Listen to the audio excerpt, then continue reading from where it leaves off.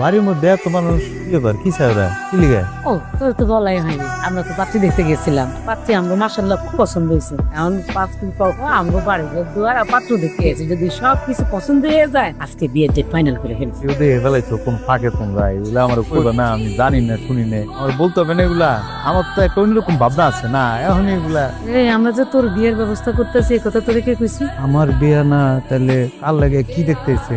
জানে আমারে রেখে আমি তার বড় ভাই, আমার আমার ছোট ভাইয়ের বিয়া দিতেছে তোমরা, মানে এটা কেমন কথা এলো গে? তোর বিয়ে তো অনেক আগে হওয়ার কথা ছিল, কিন্তু কেমনে হইব? তুই তো বেকার, কোনো কাম কাজ করস না। তোর কাছে তো মাইয়া বিয়ে দিব? কোন বাপের মাইয়া তোর কাছে বিয়ে দিব? আর বিয়ে তো ছেলে খেলা না, মুখের কথাও না। তুই কেমনে করবি, কেমনে খাওয়াবি, খরচ চালাবি কেমনে? সমস্যা তো আছে, সবচেয়ে বড় সমস্যা হলো বেকারত্ব। এর চেয়ে বড় সমস্যা কি হইতে পারে? যতদিন না তুই ইনকাম করবি অতদিন তুই বিয়ের চিন্তা মাথায় আনবি না। ইনকাম করবি তারপর বিয়ে করবি, এটাই আমার ফাইনাল কথা। আমি তো তোর বউ খাওয়াইতে পারবো না। দেখ তোর ছোট ভাই এ কিন্তু নিজে ইনকাম করতেছে, চাকরি করতেছে, বার মতো কর্মটা ছেড়ে বাদ দিয়ে আমি তোরে বিয়ে করামু? বেকার ছেলের কপালে বউ জোটে না, বুঝলি? আসসালামু আলাইকুম। ওয়ালাইকুম সালাম। বাবাজির মনে হয় অনেক বেলা করে ঘুম থেকে উঠে অভ্যাস। আর একটু পরে ঘুম থেকে উঠতা, তাহলে তোর সবার সামনে আসতে হতো। এটা আবার কি কথা কইলি তুই?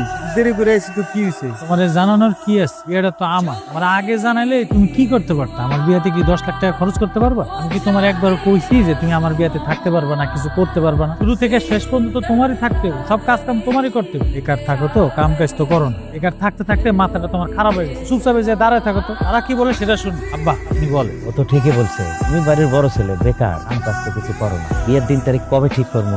আহা, কারে কি বলতে? এলো বেকার মানুষ, সে ভালো মন্দ বোঝে। 3 তারিখ সে কি ঠিক করে? ভাই তুমি যাও তো, এনতে যাও, লঙ্গি মঙ্গি পরে হেনে আয় করছে। আপনারা যে সিদ্ধান্ত নেবেন 3 তারিখ সেটাই হবে। আগামী শুক্রবার তাহলে বিয়ের তারিখটা ফাইনাল করি। আলহামদুলিল্লাহ। বাবা আজকে তো খুব সুন্দর সাজে এসছো। আরে খুব সুন্দর কি আছে, আজানের শার্ট, তো আজানের শার্টটা পরে এসেছি। আমি জানতাম তুমি এই কথাটাই কই। কেন নিজের লাগে একটা শার্ট কিনা পড়তে পারো না? আর আমি যা শুনতেছি এটা কি সত্যি? কি শুনছো? কোন জায়গায় কেমনে কম না বুঝলে? তোমার আগে নাকি তোমার ছোট ভাই বিয়ে করতেছে? হঠাৎ করে এই সিদ্ধান্ত হয়েছে, বুঝছো? এর কথা কওয়া যায় বাড়িতে? মানলাম তুমি কইতে পারো না, তা বলে কি তোমার পরিবারের লোকজন বুঝবো না? বড় ভাইয়ের আগে ছোট ভাইরে কেমনে বিয়ে করে? এর উপর তো তুমি বেকার। আর আমার আব্বা যদি শুনে তোমার আগে তোমার ছোট ভাই বিয়ে করছে, তোমার লগে তো আমার জীবনও বিয়ে দিব।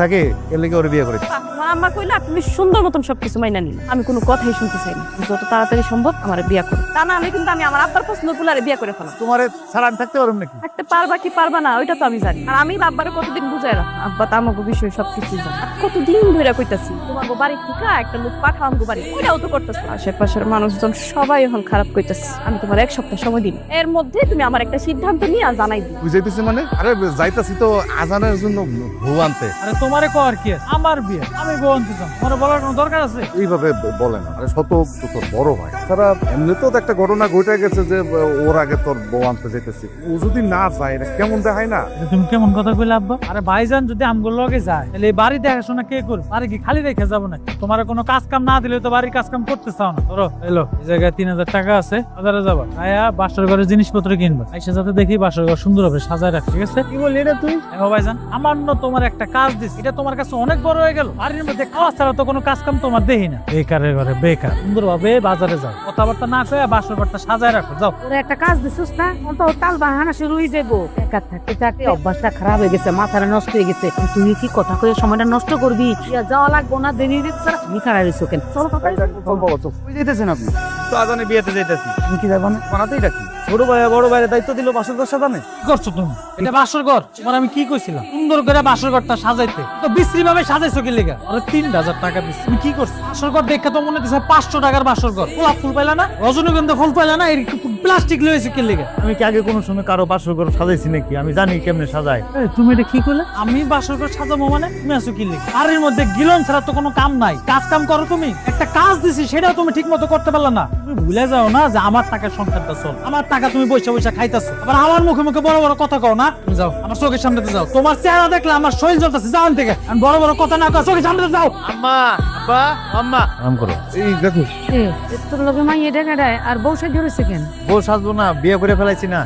বিয়া করছিস মানে? তোর ভাই ছোট ভাই বিয়ে করলো 2 দিন হলো মাত্র, আর এর মধ্যে তুই বিয়ে করে লইছস? তোর মাথা টাথা ঠিক আছে? আচ্ছা ঠিক আছে আব্বা, এর লেগে বিয়েটা করছি। ওর লগে আমার সম্পর্ক আছে মোটামুটি, হেগো ফ্যামিলিও জানে, এলাকাবাসীও জানে। ছোট ভাইটা বিয়ে করে ফেলাইছে, এই কথা শোনার পরে ওগো ফ্যামিলি থেকে ওরে বিয়ার চাপ দিতেছে, এর লেগে আমি ওরে নিয়ে আইছি, বিয়ে করে ফেলাইছি। বাবা বিয়ে করে ফেলাইছে, এতদিন তো নিজে ছোট ভাইয়ের উপর বই বে খাইছে, এখন আবার বিয়ে করে বউটারও ভাইয়ের উপরে খাওয়াইবো।